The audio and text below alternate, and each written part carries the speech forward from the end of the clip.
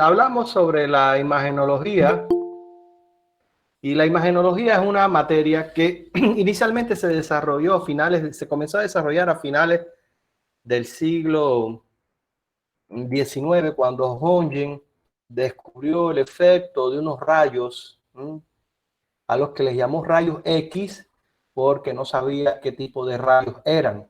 El nombre de rayos X viene de incógnita.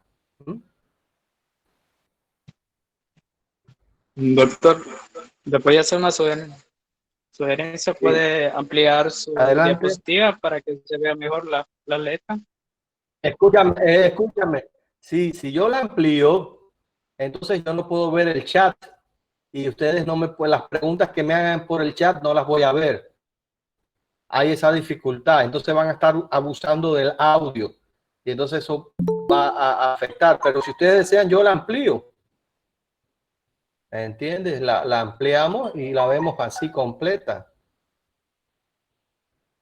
Bien. Ahora les gusta. Bien. ¿Les gusta así?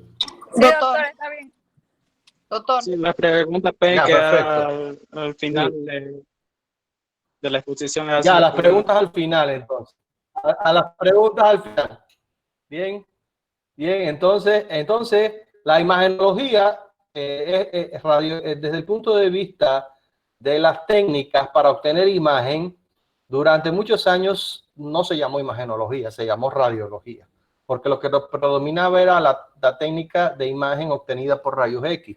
Bien, solo fue en la segunda mitad del siglo XX donde apareció la ecografía, la tomografía, los estudios por resonancia y los estudios gamma-gráficos. Bien, estos estudios se han ido desarrollando de gran manera en las últimas décadas, pero todavía no existe la llamada imagen ideal. Bien, o sea, hay cosas que podemos ver muy bien por radiología, pero no podemos ver muy bien con ecografía. Hay cosas que se ven muy bien por tomografía, que se ven muy bien por resonancia, ¿entiendes? Y hay cosas que solo se pueden ver por gammagrafía, ¿bien?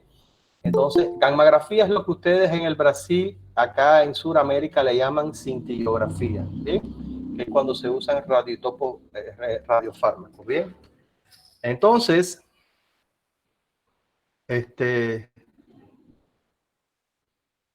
eh, los rayos X rápidamente se desarrollaron.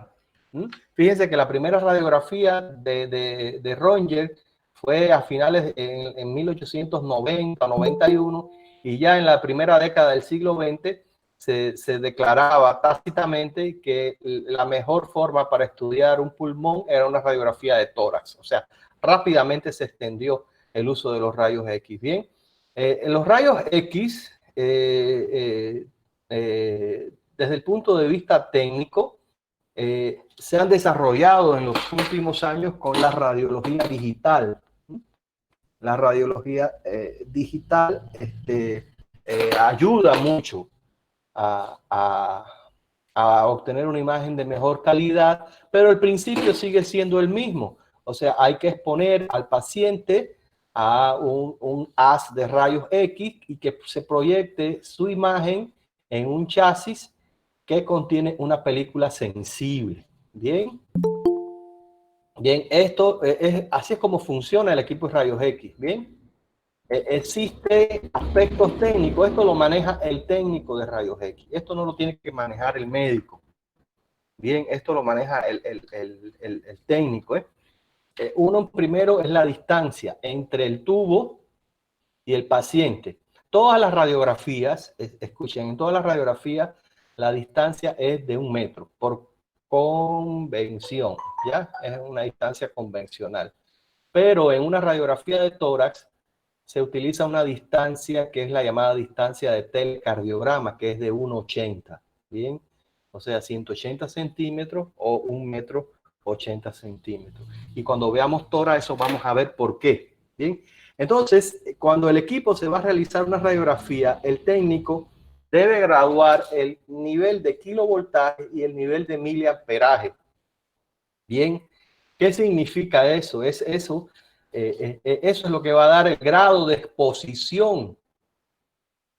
No es lo mismo la exposición a rayos X que necesita una radiografía de tórax de una persona obesa que la que necesita una radiografía de una mano.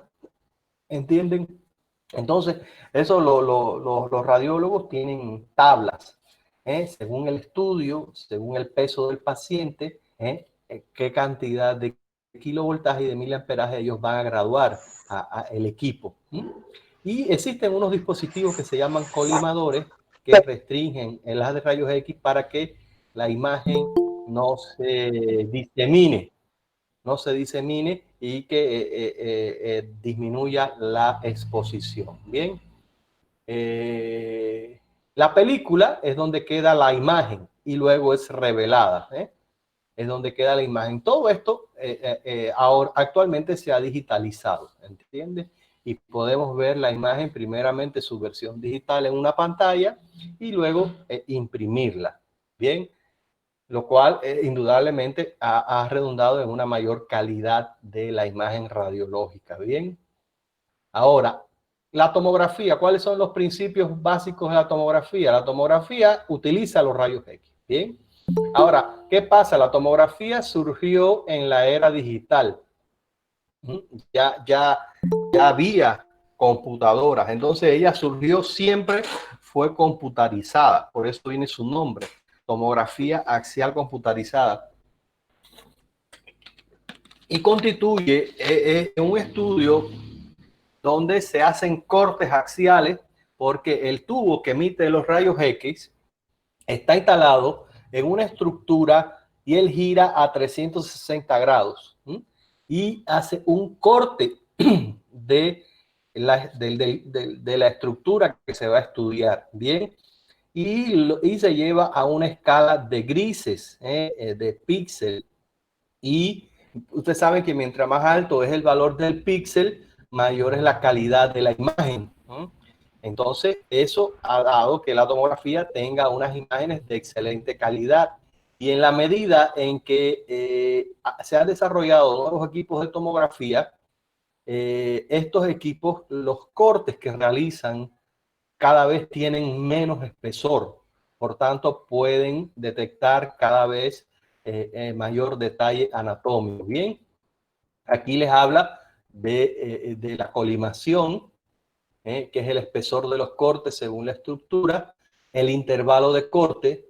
Yo les hablé en la clase de que, por ejemplo, ya existe una tomografía y no es la más avanzada, que a nivel del tórax, en lo que es desde la base del corazón hasta el ápex, puede hacerte 64 cortes, o sea, los cortes son milimétricos. Y mientras más milimétricos son los cortes, esas imágenes axiales se pueden procesar en un software y obtener reconstrucciones de cortes coronales, cortes sagitales, parasagitales y las reconstrucciones tridimensionales. Bien, o sea, es así. La tomografía, a las tomografías actuales usan el sistema helicoidal, donde el tubo va girando en el marco y el paciente es el que se desplaza. Entonces se obtienen unos cortes espirales, por eso se llama sistema helicoidal. Y eso indudablemente ha sido excelente para obtener imágenes en múltiples planos y tridimensionales. Una de las desventajas de la tomografía es la gran exposición a la radiación, ¿ya? Existe gran exposición a la radiación, por eso no es un estudio para realizarse como parte de un chequeo de rutina. Nunca va a ser un estudio de rutina. Una tomografía hay que eh, eh, tener bien claro por qué lo vas a usar, por qué no lo vas a usar, ¿entiendes? Entonces, Hasta aquí, ¿alguna duda?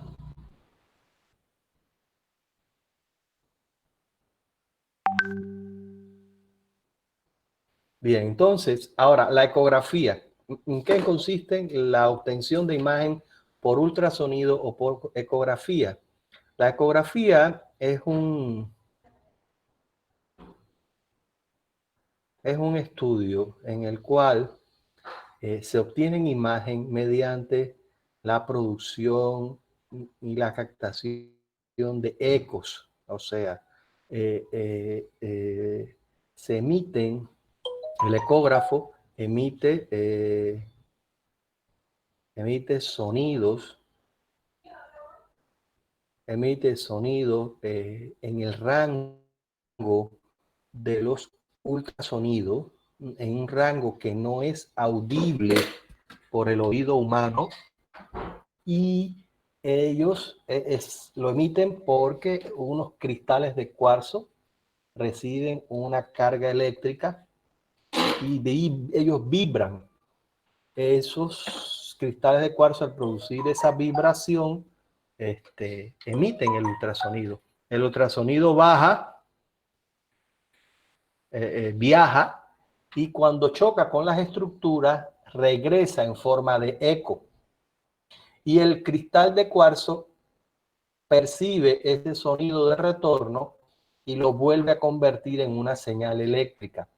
Y esa señal eléctrica es la que es procesada para obtener una imagen. Bien, esto, esto ocurre, en un proceso de, fíjense que el pulso se genera en 5 microsegundos, y durante los restantes 995 microsegundos se reciben las ondas de eco de vuelta y lo transforma en energía eléctrica. O sea, esto es una cosa que ocurre rápido, extremadamente rápido.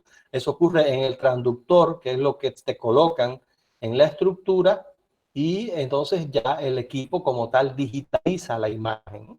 Al inicio, las imágenes de ecografía, por supuesto, no tenían la misma calidad que en la actualidad. Ya existe el eco 3D, tridimensional. Existen imágenes ya muy avanzadas, ¿entiendes? O sea, esto desde el punto de vista tecnológico ha tenido un desarrollo enorme.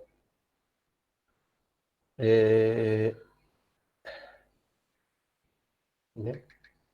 Entonces,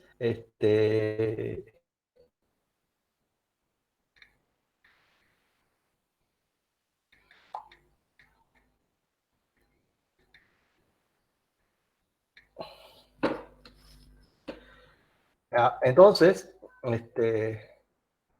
ahora, los transductores. ¿Qué son los transductores? El equipo de ecografía está compuesto por una computadora. En realidad, el equipo de ecografía es una computadora que tiene asociado un sistema de emisión y de ultrasonidos y de captación de eco y de procesamiento de la imagen. Entonces, no todas las estructuras para detectarse están al mismo alcance. Hay órganos profundos, hay órganos que son más superficiales. Entonces, en dependencia de la frecuencia de los ecos, se obtiene una mejor imagen. Entonces, por eso existen los transductores sectoriales. Son los que forman una imagen en forma de un cono. Son los que más se usan. Hay varios tamaños, ¿bien? Y el lineal, que ese es el que se usa para tiroides, para mama, partes blandas y en algunos aspectos de obstetricia, ¿bien? El transductor anular es el que se usa para los estudios intravasculares y el eco transesofágico. Bien, bien, bien, esos son los tipos de transductores. En la práctica, la ecografía, en los equipos de ecografía, lo que más hay que cuidar de un equipo es el transductor, porque es lo que el médico manipula con su mano y es lo que muchas veces se le cae y es lo que muchas veces se rompe, es lo que más sufre de los ecógrafos. A veces el equipo está en excelentes condiciones, pero son los transductores los que ya no no sirven y los que ya no hay cómo reponer. Bien, entonces, desde el punto de vista de los principios técnicos de la ecografía, en primer lugar está la focalización, donde se debe de focalizar con el transductor la estructura deseada. Entonces ya esta parte del manejo del transductor ya es una habilidad que tiene que crear el ecografista, por donde ya él rastrea el órgano desde el punto de vista pausado, angulando, haciendo giros. Ya ya eso es competencia del ecografista. Bien, bien. Ahora, dentro de la ecografía hay una rama que es la rama de donde se utiliza el principio Doppler. El Doppler es un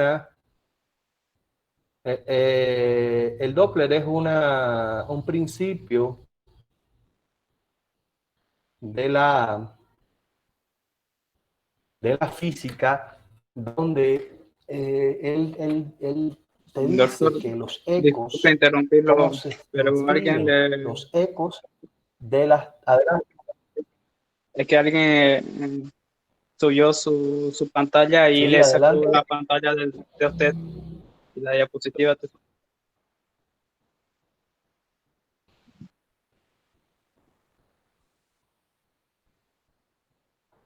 ¿Puede volver a compartir su pantalla? Entonces, a ver,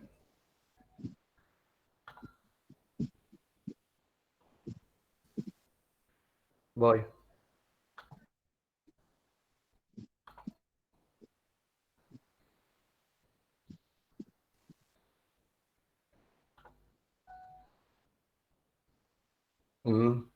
¿Ya? Sí, ahora sí ya se ve. En Doppler se quedó. Doctor, después si no las puede pasar sus diapositivas por el grupo de WhatsApp o al Classroom. Vamos a ver. Gracias. ¿Cómo hacemos, ya? Bien. Entonces,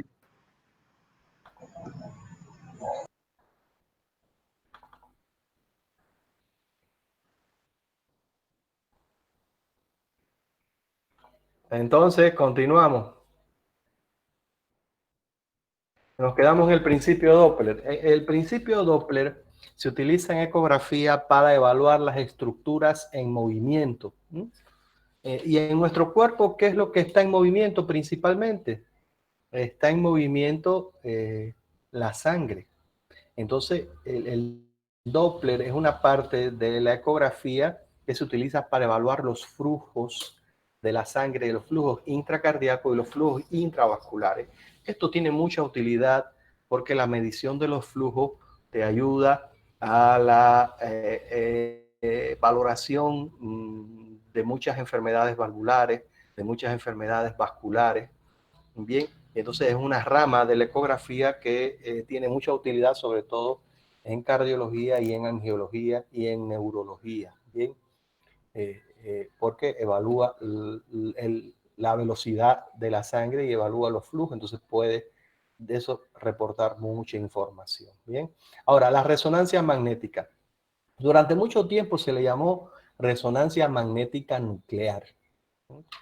Y en la actualidad se ha eliminado el término nuclear porque creaba una falsa sensación de que estábamos hablando de algo que tenía que ver con energía nuclear. Y la resonancia es un estudio de imagen que no utiliza radiación.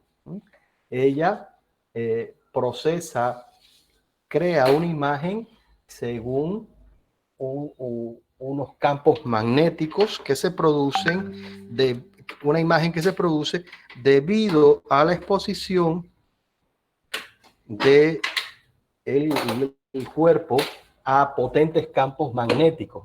Entonces eso es una ventaja y a la vez se van a dar cuenta de que es una desventaja. Bien.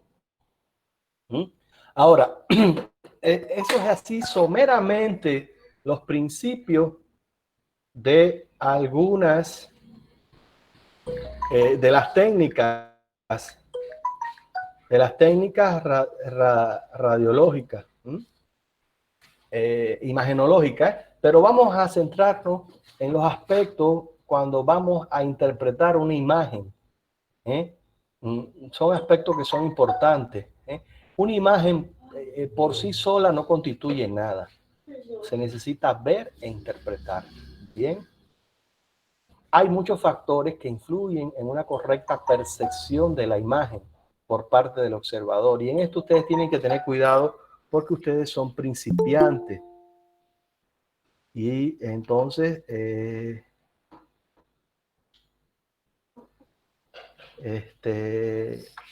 tienen que tratar de no hacer la novatada y de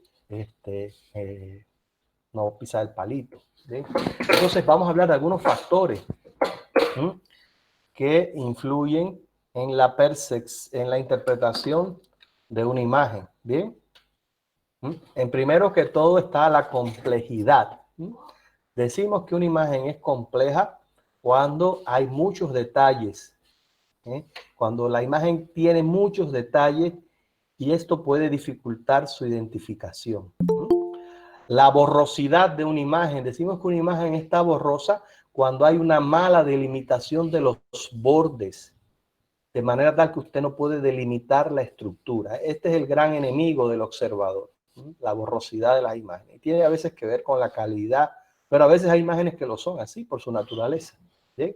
El patrón de búsqueda, o sea, tiene que haber una sistemática, un orden lógico, un mapa mental, un algoritmo en el cual uno informa una imagen. ¿Por qué? Porque eso te garantiza de que no se te quede nada, de que la memoria no te traicione. Bien, cumplir ese patrón de búsqueda a la hora de usted informar una radiografía. La memoria del observador, esto es importante, o sea, usted siempre tiene que saber cómo se ve una radiografía normal. Y usted tiene que tener en su memoria cómo se ve una radiografía de mano normal, cómo se ve una radiografía de hombro vista AP normal, cómo se ve una radiografía de cráneo vista lateral normal, los detalles que la hacen que sea normal. Para cuando usted vea lo anormal, usted note la diferencia. Claro, la memoria del observador tiene que ver con la experiencia. Mientras más radiografías veo, pues mayor cantidad de posibilidad tengo de reconocer incluso signos radiológicos anormales. Bien, el fenómeno de la satisfacción de búsqueda. A veces estamos viendo una radiografía y encontramos una alteración, encontramos algo, un problema, y ahí paramos, no buscamos más porque quedamos ya conformes, ya cantamos victoria, y a lo mejor había otras alteraciones. Y como nos conformamos con la primera que encontramos, no continuamos buscando las otras que podría haber. Bien, el ambiente de lectura. La radiografía no es para verla en un pasillo, no es para verla en una sala, no es para verlas por el celular. Las radiografías se deben ver en un negatoscopio, preferentemente en un ambiente en silencio. Se dice que tiene que haber una luz tenue en ese lugar, el médico, sin interrupciones, en un ambiente cerrado, sin ruidos, para que el médico se concentre bien y pueda realizar una adecuada lectura. Y, por supuesto, también debe el médico tener los datos clínicos, porque vamos a ir viendo que hay muchas imágenes, ¿bien?, que pueden dar un mismo diagnóstico, diferentes diagnósticos. Entonces se necesitan los datos clínicos. Es importante que ustedes sepan que interpretar una imagen no es jugar a ver a quién adivina más. Es un ejercicio científico, es un ejercicio de análisis clínico y se tiene que realizar con rigor. No es jugar a ver quién ve más y quién no ve. No, esto es un ejercicio clínico. Bien. Ahora, los signos en radiología. ¿Cómo se describen las imágenes en radiología? En radiología hay imágenes radioopacas. Los radioopacos es lo que vemos de color blanco. Eso se corresponde a tejidos sólidos, a líquidos, o sea, se corresponde a tejidos de alta densidad. Por ejemplo, los huesos se ven radioopacos. Bien, los huesos se ven radioopacos. Las imágenes radiotransparentes son aquellas que son de color negro. Corresponde al aire o a órganos aireados, órganos huecos de baja densidad, por ejemplo, la tráquea, los pulmones, la grasa, se van a ver de color negro. Fíjense, radiopaco de color blanco, radiotransparente de color negro, y está el tono de gris. Existe una imagen radiológica que es el llamado nivel hidroaéreo, que el nivel hidroaéreo indica la interfase entre el aire y el líquido en una misma cavidad. Bien, es normal en el estómago encontrar un nivel hidroaéreo por el contenido gástrico que tiene el contenido del el bolo alimenticio y el gas que hay siempre en la cámara gástrica, pero es anormal en presencia en el parénquima hepático, porque entonces nos habla de que hay un acceso hepático. Bien, igual puede verse en los accesos pulmonares. Bien, ahora así se le llaman así es como se nombran, se describen los signos en radiología: radiopaco y radiotransparente. Ahora, en tomografía no se nombran así. Bien, se nombran según su densidad.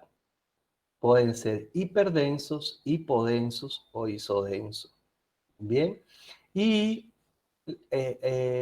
con el gran uso de los contrastes en tomografía, se habla de la captación de un contraste. O sea, hay lesiones que captan bien el contraste, se hacen más densas, y eso tiene que ver mucho con la vascularización de la estructura, porque el contraste circula en la sangre. Entonces, si usted inyecta un contraste y la sustancia y la estructura lo capta, eso te habla de la vascularización de la estructura. Bien, por ejemplo, los huesos se ven hiperdensos, se ven blancos. Hipodenso se ve, por ejemplo, la tráquea, el esófago, porque contienen aire. Y isodenso es la densidad cercana al agua. Bien, ahora. En ecografía, las estructuras se nombran así. Se pueden decir ecogénico, que es lo que aquí en nuestro medio llaman hiperecoico, es lo que se ve más blanco. Ecolúcido es lo que se ve más oscuro, o también llamado hipoecoico o anoecoico. Bien, y existen dos componentes que los vamos a ver sobre todo cuando veamos cálculo y cuando veamos quistes renales, que es el refuerzo acústico y la sombra acústica. Eso ya lo veremos con los ejemplos. Bien, ahora, desde el punto de vista de ventajas y desventajas, todos ellos tienen ventajas y todos tienen su desventaja. No existe la técnica de imagen ideal, no existe. Bien, no existe. Entonces, la radiología es un estudio que tiene sus ventajas. Por ejemplo, es un estudio que la imagen usted la puede obtener rápida. Usted está en emergencia, manda a un paciente a hacerse una radiografía de tórax y en 10-15 minutos ya usted la tiene. No es un estudio costoso. Generalmente es el primer estudio de imagen en muchos casos. Hay equipos móviles que uno puede llevar hasta el lecho del paciente, incluso hasta el quirófano. En la UTI lo puede llevar. Bien, y se puede usar en el transoperatorio. Bien, tiene esas ventajas. Tiene desventajas. Primera desventaja es que utiliza radiaciones ionizantes. Las radiaciones que tienen efectos biológicos. Por eso vamos a tener una clase que va a hablar sobre bioseguridad. La imagen que yo obtengo en la radiología es una imagen bidimensional. O sea que es en 2 dimensiones, ¿eh? Pero en nuestro cuerpo, acuérdense que es en 3 dimensiones. La imagen puede estar influida por factores técnicos y por los factores del revelado. A veces se obtienen radiografías de mala calidad y tienen que ver con los químicos del revelado, tienen que ver con la calidad de la placa, que están vencidas, que no se almacenaron adecuadamente. Bien, y que las estructuras en radiología no siempre son medibles, porque se debe tener en cuenta el factor de la magnificación. Se magnifican las estructuras, o sea, ¿qué quiere decir eso? Que se ven más grandes de lo que realmente son. Entonces, las medidas no son siempre 100% correlacionables con la realidad, a diferencia de otras técnicas. ¿Bien? Ahora, en la ecografía, una gran ventaja es que no hay radiación. Es un estudio poco costoso, es reproducible. Usted puede hacer uno hoy, si tiene dudas, verlo después. Puede hacer varios. Bien, hay equipos portátiles y que tienen poca dificultad para trasladarse. Se pueden hacer controles intraoperatorios. No hay artefacto por movimiento. Se pueden hacer distintos tipos de cortes según como yo coloque el transductor. Es un estudio que no es invasivo, no es doloroso. Bien, ahora tiene desventaja. Es operador dependiente. No es lo mismo hacerse una ecografía con un ecografista que lleve años en el ramo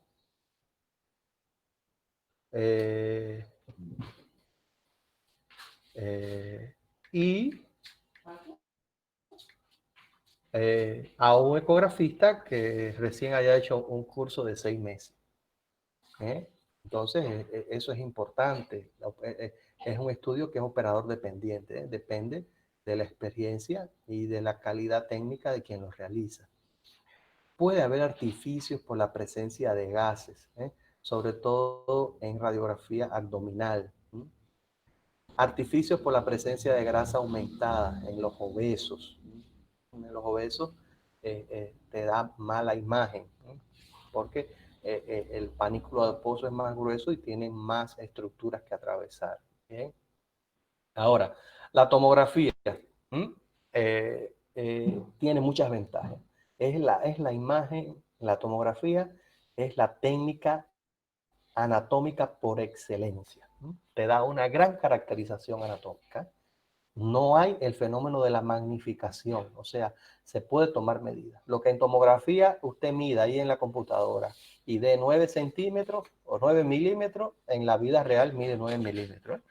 La imagen es digital, entonces yo esa imagen la puedo manipular, la puedo procesar, la puedo registrar, almacenar y no está expuesto al revelado. Claro, sí, se hace un revelado, pero indudablemente primero la imagen pasa por lo digital antes de ir al revelado. Bien, tiene desventaja la gran cantidad de radiación que utiliza. Es un estudio costoso, no es un estudio que se realiza en brevedad, es un estudio que toma tiempo. Puede haber interferencias por movimiento si la persona no coopera. A veces cuando son tomografías en niños, en personas muy ancianas, en pacientes psiquiátricos, puede ser necesaria la sedación, porque el paciente no debe moverse y es mucho el tiempo, ¿bien? Entonces ya eso complica el estudio, porque ya tiene que participar un anestesista para el uso del sedante y vigilar la vía aérea. Y que los cortes en tomografía son axiales, siempre son axiales. El resto de los cortes son por reconstrucción digital, ¿bien? Pero el corte primario es axial. Ahora, la resonancia, su gran ventaja, no utiliza radiación, no es invasiva, no hay artificios de aire ni de hueso, tiene gran resolución y la imagen se obtiene en múltiples planos, ¿bien? Desventaja, es costosa, más costosa que la tomografía. Larga duración, demora más que la tomografía, una resonancia. Está contraindicada en una serie de pacientes en las cuales la contraindicación es absoluta. ¿Mm? Está contraindicada en pacientes con claustrofobia. ¿Por qué? Porque el paciente, cuando se va a hacer una resonancia, se tiene que desvestir completo. ¿Mm? Y se le pone una bata y se le pone un protector de oídos y se le da un control para que lo apriete en caso de que tenga necesidad. El paciente se coloca en la mesa donde está el resonador, se fija y se deja solo 15, 20 minutos hasta media hora que dura el estudio. ¿Mm? Se le pone protector de oído porque el resonador produce mucho ruido, mucho ruido. Y el paciente tiene que, si es un paciente con claustrofobia que no soporta los ambientes cerrados, no lo va a tolerar. Como es un estudio que emite potentes campos magnéticos, no se debe usar en pacientes que tengan metal en su interior. O sea, pacientes portadores de marcapasos, pacientes que tengan clic metálico de ligadura de vaso, no se pueden realizar esos estudios.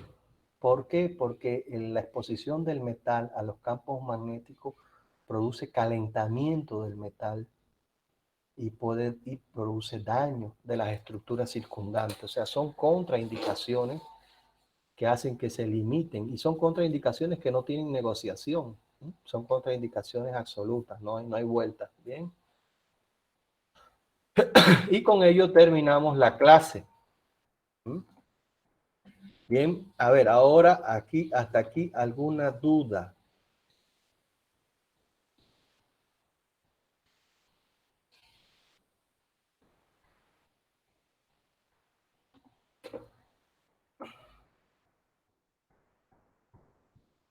¿Dudas?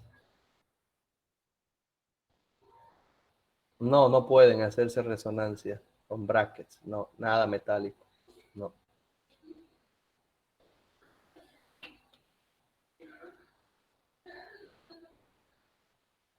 ¿No hay dudas? Esta clase es una clase orientativa, una clase muy general, y en la medida en que vayamos viendo los ejemplos, ustedes van a... esto es como un esqueleto, yo les he soltado un esqueleto, ahora durante las demás clases, pues ustedes se le vamos a ir poniendo carne a ese esqueleto. Entonces, vamos a ver esta otra clase que complementa. Bien, cierren el micrófono, por favor. Cierren el micrófono.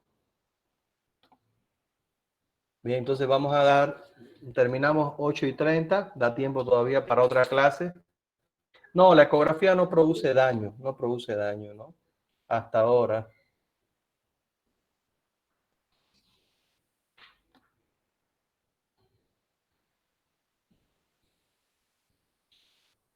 Pero tendría que estar ahí el paciente horas. No. Escucha, hay ultrasonidos diagnósticos y hay ultrasonidos terapéuticos. Yo estoy hablando del ultrasonido diagnóstico. Hay un ultrasonido terapéutico que se usa en fisioterapia y quizás ese sí produzca daño por su exposición excesiva. ¿Ya? Quizás ese sea del que tú estás preguntando. Bien. Bien. Ahora no estoy viendo el chat, ¿ya? Ahora estoy compartiéndole una diapositiva donde vamos a recrear algún tipo de estudios que se hacen en nuestro cuerpo, bien, imágenes. Y en primer lugar vamos a hablar de la radiografía de tórax póstero anterior. Radiografía de tórax póstero anterior, que también le llamamos un tórax simple, PA. Cuando yo digo tórax simple, estudio simple, es un estudio que significa que es un estudio que no lleva contraste. Realmente el tórax es uno de los estudios que más se utiliza en la práctica cotidiana. Es la radiografía que un médico más veces observa. Tienen que saber bien. Tiene una metodología para información y siempre que se vaya a informar un tórax, se deben contar con los datos clínicos del paciente. Esta es la sistemática para realizar un informe radiológico de una radiografía de tórax póstero anterior simple. ¿Mm? Esto que tiene que cumplir. O sea, yo tengo primero que verificar la técnica. ¿Mm? Por supuesto, yo tengo que identificar el paciente, tener los datos clínicos, tengo que colocarlo adecuadamente en el negatoscopio. ¿Mm? Lo debo colocar adecuadamente.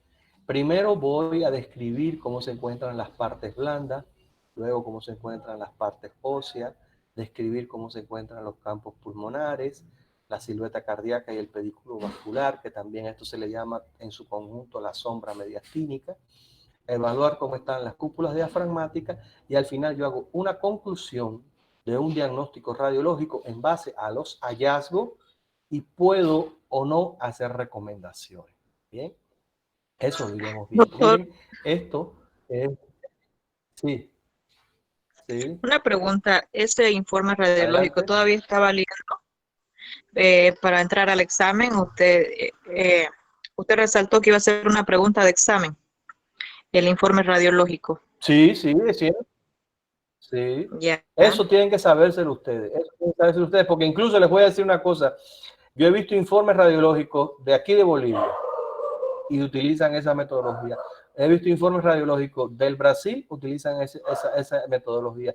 He visto informes radiológicos de Estados Unidos y utilizan esa metodología. Claro, nosotros le iremos poniendo a ese informe cuando en el segundo parcial que les va tórax, entonces nosotros vamos a aprender bien a rellenar ese informe, ¿ya? Cuando demos pulmón. ¿Claro? ¿Claro? Bien. Pero bueno, ahorita ya estamos dando un adelanto. ¿Claro? Bien, miren, este es un equipo convencional de rayos X. Miren cómo el paciente se encuentra en una posición. Fíjense que cómo se emiten los rayos X. Esto es una representación. En la práctica, los rayos X son invisibles. Bien, quede claro eso. ¿Qué pasa? Que el equipo tiene una lámpara que simula cómo van a proyectarse los rayos X y entonces esa lámpara la utiliza el técnico para colocar adecuadamente el emisor y el objeto, que en este caso es el cuerpo, el tórax de la paciente. Fíjense cómo la paciente está de espalda, o sea, los rayos X atraviesan el tórax en sentido póstero anterior. ¿Bien? Bien. Fíjense que ella tiene las manos, los brazos flexionados. Incluso estas manos podían estar más altas. Ella la tiene casi que a la altura de la cadera, pero se les manda que las pongan más altas. ¿Para qué? Para que al producirse este levantamiento del brazo por la flexión del codo, las escápulas se desplacen hacia afuera y no interfieran en la visibilidad de los campos pulmonares. Bien, esa es la posición. En ese momento en que el paciente se le va a hacer la radiografía, se le manda a inspirar, a que tome aire, a que llene los pulmones. ¿Para qué? Para que los hemidiafragmas desciendan y se puedan ver mayor cantidad de arcos costales. Bien, ahora, aquí detrás del paciente hay una estructura que ahí se coloca el chasis, que es lo que le llaman chapa. Y dentro del chasis está la película sensible. Bien, entonces de ahí se extrae y se hace el revelado. Esta es la técnica convencional. Esto que tiene puesto la paciente aquí, esto es un delantal plomado, bien, y es para proteger la pelvis de la paciente, las gónadas de las radiaciones. Bien, este es un ejemplo. Bien, ahora, esto que vemos aquí es una radiografía de tórax simple de un paciente. Es una radiografía posterior. Miren, siempre que se pueda, los estudios de radiografías de tórax, todos son posterior. ¿Cuáles son los que son anteroposteriores? Aquellos que se hacen con el paciente en decúbito supino, aquellos en niños, que el niño no puede estar de pie, en niños, por ejemplo, en lactantes, en niños pequeños, que hay que hacérselo acostado y generalmente hay que aguantarlo, tiene que un adulto sujetarlo, en ancianos que no pueden estar de pie, en pacientes que están en UTI, están ventilados, pacientes inconscientes. Entonces, en ese caso, el chasis se le coloca debajo del tórax y el emisor se coloca encima. Entonces, el estudio es anteroposterior. ¿Queda claro? Pero siempre que se pueda, se debe realizar un estudio póstero anterior de pie, porque póstero anterior tiene ventajas y el anteroposterior en decúbito tiene desventajas. Y eso es importante. Eso lo vamos a ver cuando ya veamos radiografía de tórax, cuando veamos el capítulo de tórax. Bien, pero es un adelanto que tenemos que dar aquí en la clase introductoria porque es uno de los estudios que más vamos a ver. Bien, esta es una radiografía de tórax. Mira, cuando hablábamos de partes blandas, miren, nos referimos a esto. O sea, miren aquí, fíjense cómo se observa el límite entre la piel y el aire que circunda el paciente. Ven que el aire se ve negro porque tiene la menor densidad. Entonces, aquí está la piel, el panículo adiposo, tejido celular subcutáneo, y esto es lo que se llama partes blandas. Bien. Miren aquí cómo se ve el dorsal, aquí se ve el trapecio, bien, la sombra, por supuesto. Y ahora, en partes blandas se pueden ver lesiones radiopacas y se pueden ver lesiones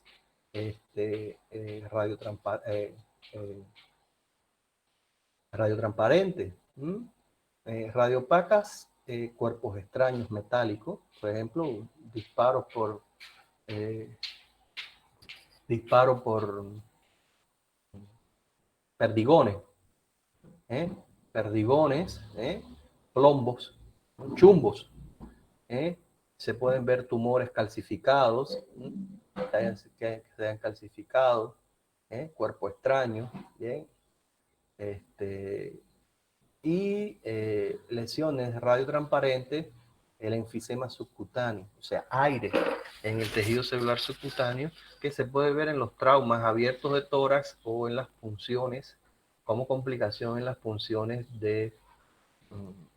para lograr un acceso venoso profundo. Bien, esas son las partes blandas. Las partes óseas, yo tengo que ver bien, partes óseas, por supuesto, es huesos.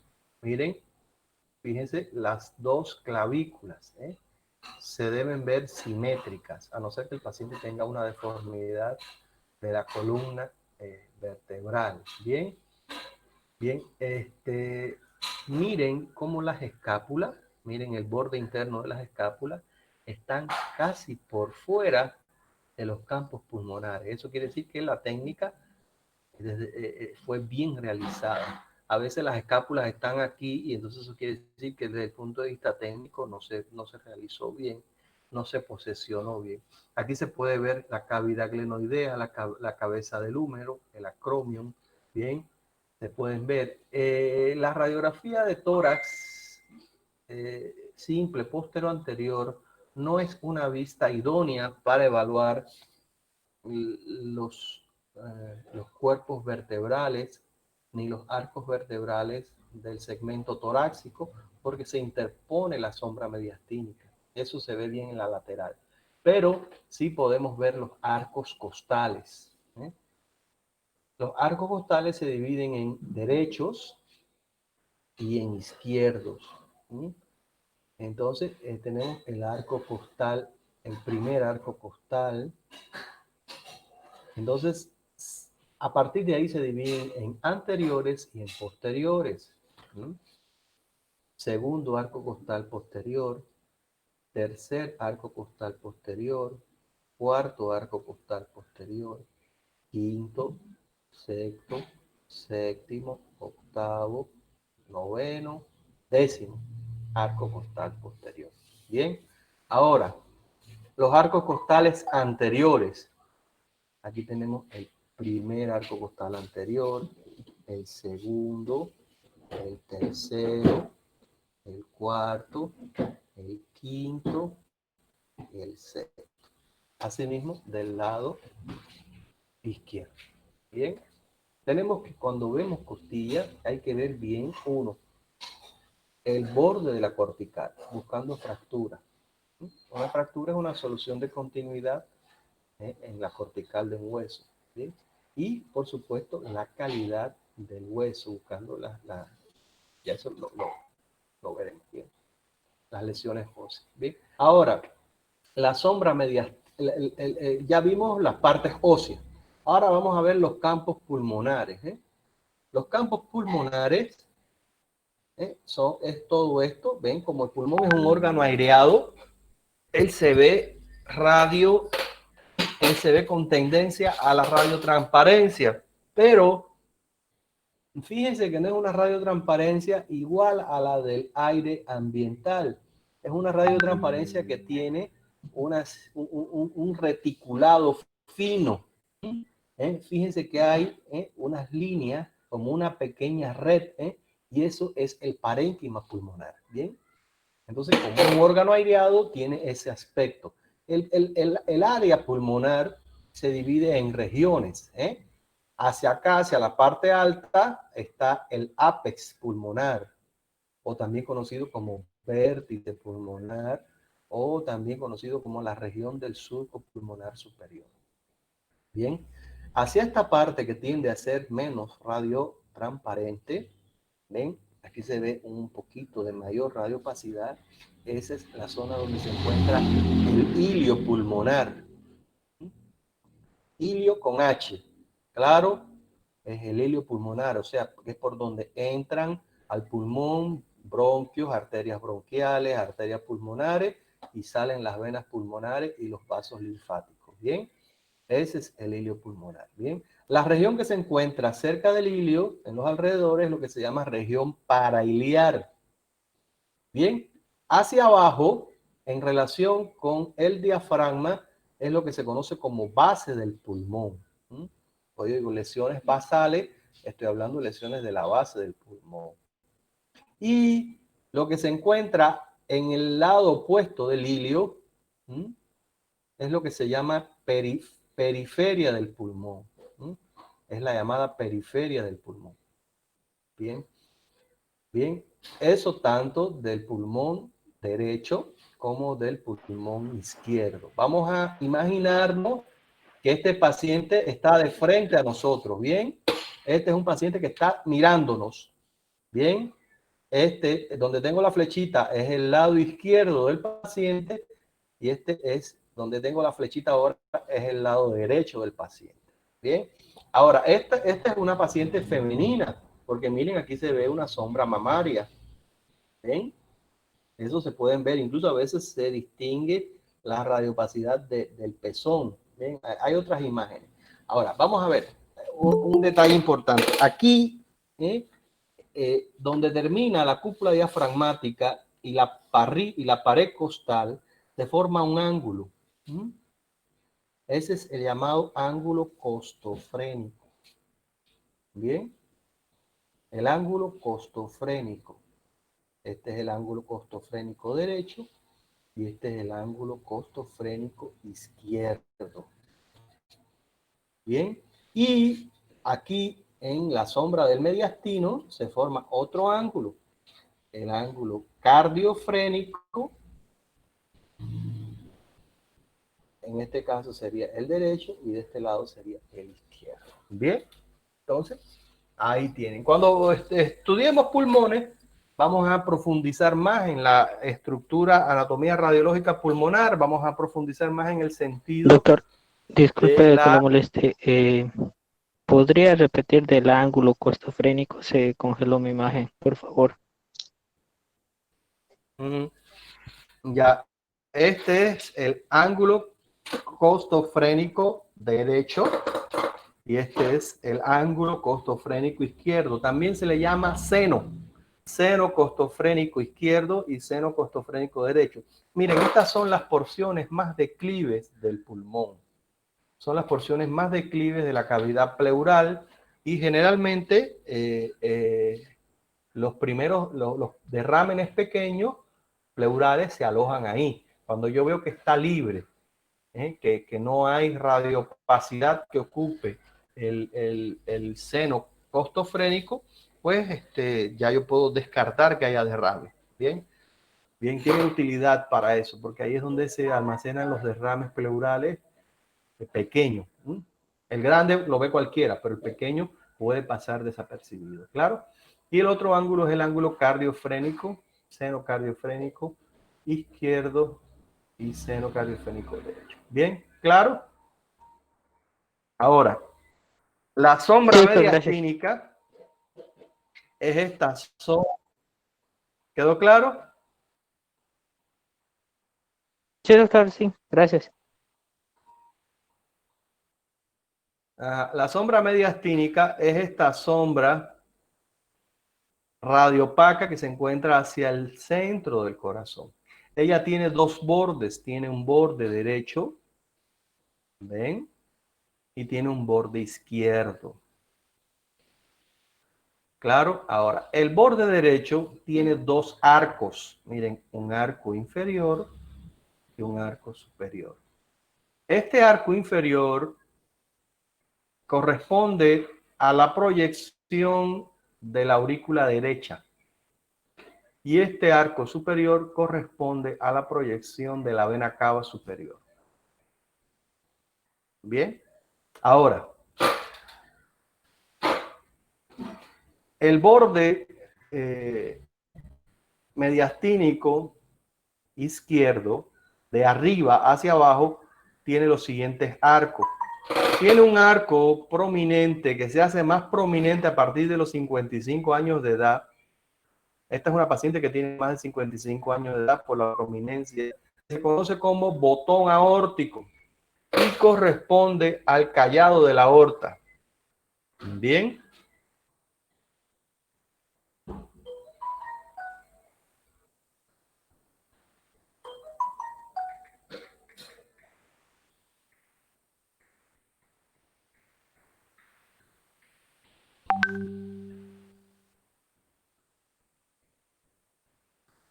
Bien.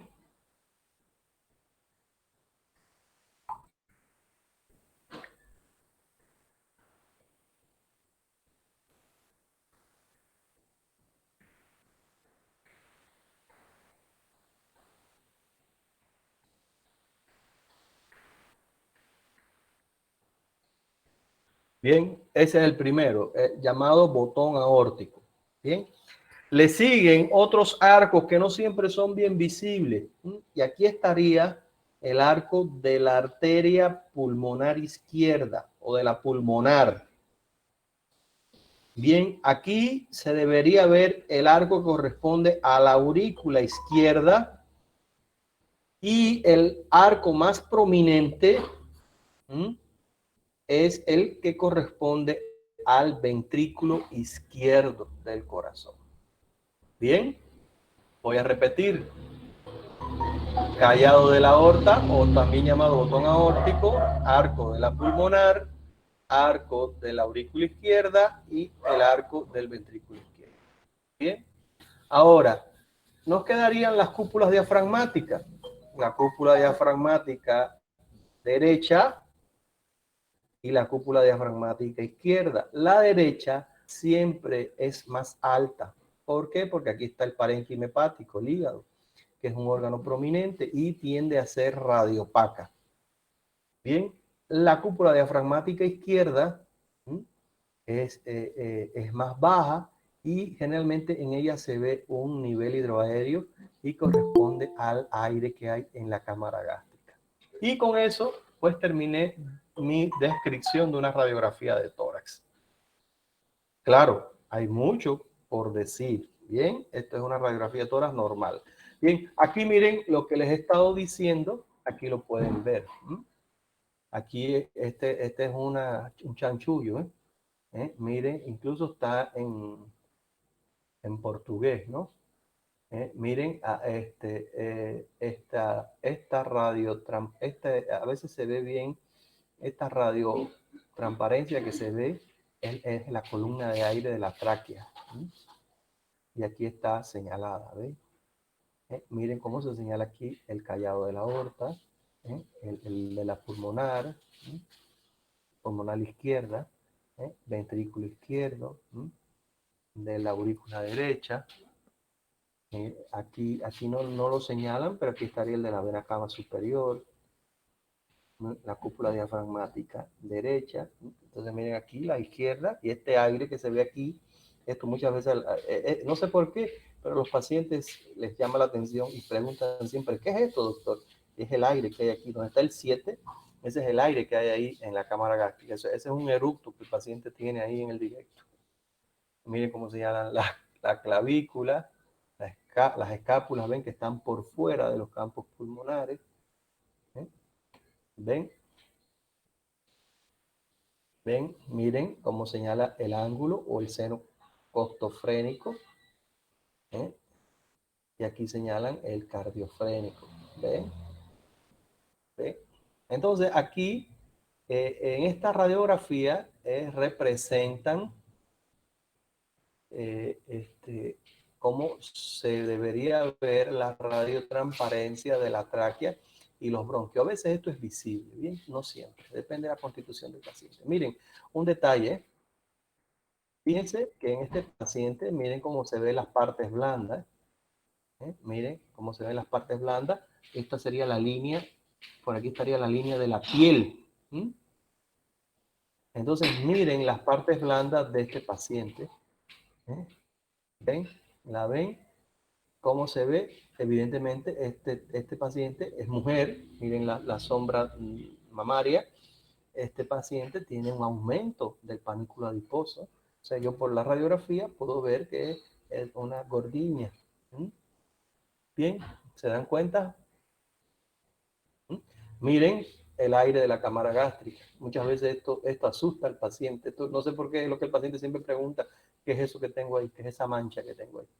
Y es el aire propio de la cámara gástrica. Bien, aquí tienen una radiografía que les da mayor información.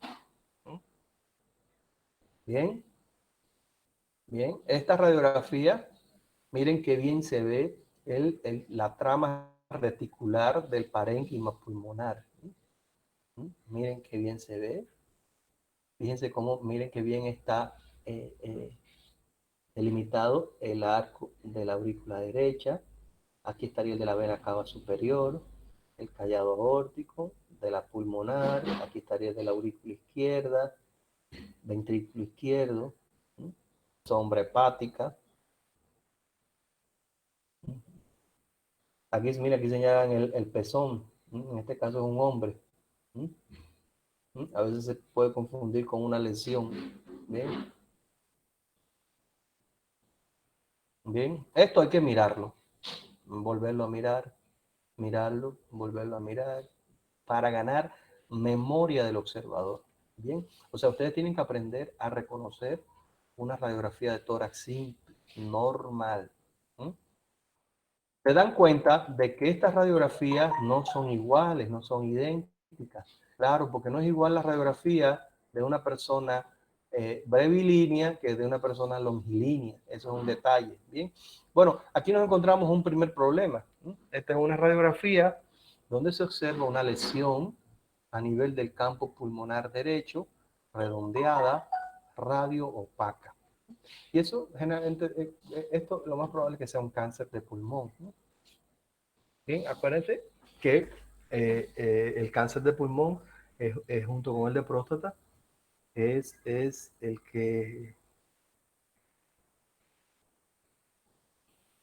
es el que más frecuente en hombres, y en mujeres no es tan infrecuente. Bien, bien. Entonces aquí podemos ver una correlación.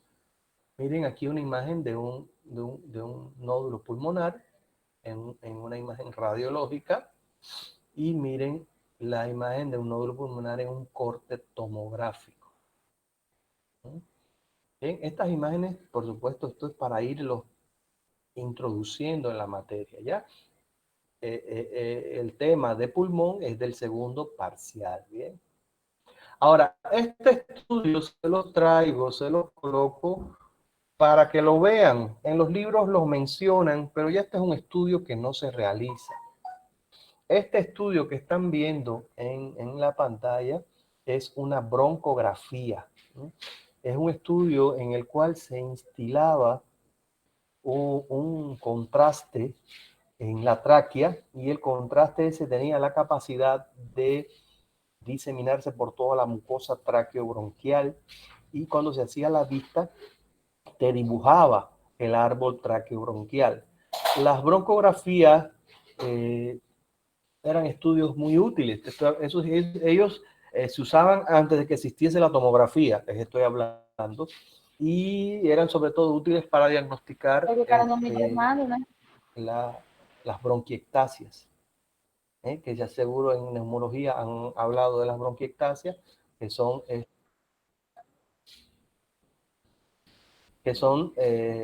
deformaciones del calibre de los bronquios. En la actualidad ya las broncografías están en desuso, porque cuando un paciente se sospecha una bronquiectasia, se indica una tomografía. Bien, ahora este estudio que les traigo es la llamada imagen en suelta de globos.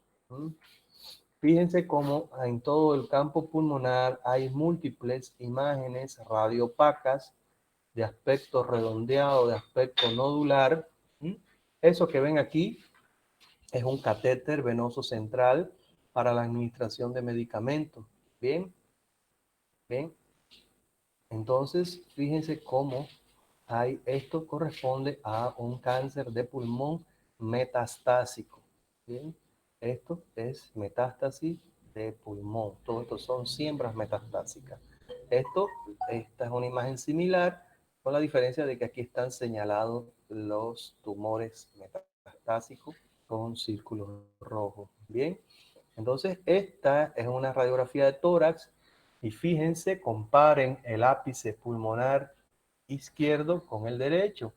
Evidentemente del lado derecho, ahí donde está colocada la letra P, hay una imagen radiopaca. Eso corresponde a un cáncer de pulmón. Puede ser también una lesión tuberculosa.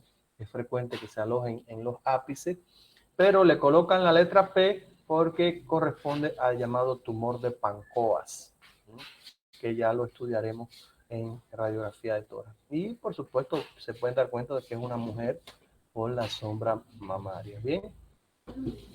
Entonces, vamos a ver algunas imágenes de ecografía. Y una de las cosas que más se diagnostica en ecografía es los famosos cálculos en la vesícula, las colelitiasis relacionadas con una dieta inadecuada, dietas ricas en grasa, dietas ricas en cárnicos, pues a la larga te llevan a que tengas cálculos en la vesícula, litos, piedras. Fíjense, esto que ven aquí, esta es una imagen ecográfica con un aspecto de cono y corresponde a un ecógrafo sectorial. Esto que ven aquí encima, aquí estaría la piel del paciente, tejido celular subcutáneo. Entonces, esto que ven aquí, miren, desde acá, esto es parénquima hepático. ¿Bien? Ese es el parénquima del hígado. Esto que ven aquí es la pared de la vesícula biliar. Y en su interior está contenida la bilis. La bilis tiene un alto contenido de agua. Por eso la vesícula biliar tiene un aspecto ecolúcido o hipoecoico. Ahora, en su interior hay una imagen ecogénica o hiperecoica y que corresponde con un lito. Esto es una piedra que hay ahí. Y fíjense cómo el lito determina un fenómeno que entra detrás de él. Esto que ven aquí es lo que se llama sombra acústica. Este es el lito y esta es la sombra acústica. Bien. Entonces, aquí ven la famosa arenilla. Miren, esta es la vesícula biliar y fíjense cómo el contenido anecoico aquí cambia. en el tono de grises, es menos hipoecoico y eso corresponde a la llamada arenilla, o sea, son pequeñitas formaciones calculosas que todavía no han crecido. Bien. Entonces aquí vemos el Doppler. Claro, esta imagen no está en movimiento. No está en movimiento. Yo les voy a compartir por WhatsApp un video sobre ecocardiograma de Doppler. Esto que ven aquí es un ecocardiograma. Aquí estamos viendo el corazón. Fíjense que es un eco en forma de cono. Entonces aquí el transductor está colocado sobre la punta del corazón, o sea, sobre el foco mitral, que corresponde al ápex, al latido apexiano. Entonces aquí yo veo el ápex del corazón. Este es el tabique interventricular. Este con un aspecto ovoide es el ventrículo izquierdo. Aquí están las siglas en inglés, left ventricle. Este con un aspecto triangular es el ventrículo derecho, right ventricle. Esta es la aurícula derecha, right atrium, y left atrium, aurícula izquierda, y este es el tabique interatrial. ¿Ya? Pero yo no veo el flujo. Esta es la válvula mitral y esta es la tricúspide. Yo no veo el flujo de la sangre, no veo los flujos en una ecografía. Esto es un modo bidimensional.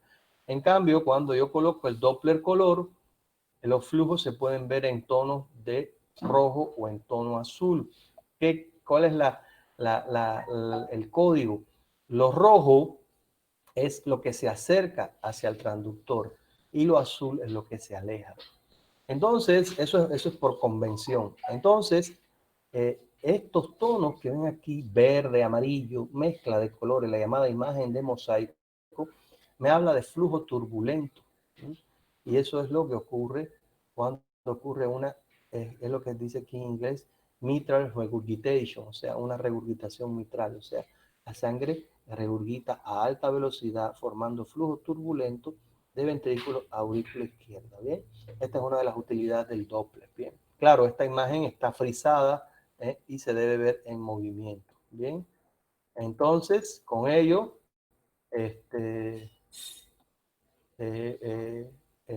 hemos llegado a la clase de hoy. ¿Dudas, por favor? ¿Dudas? ¿Dudas? No, doctor.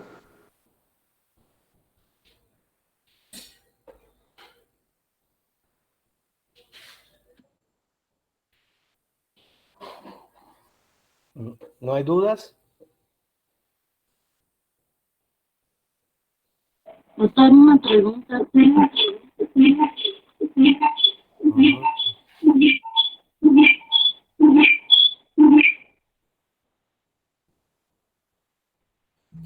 Y el examen, cuando nosotros el examen va a ser con imágenes y tener que identificar las cosas que hay en ella,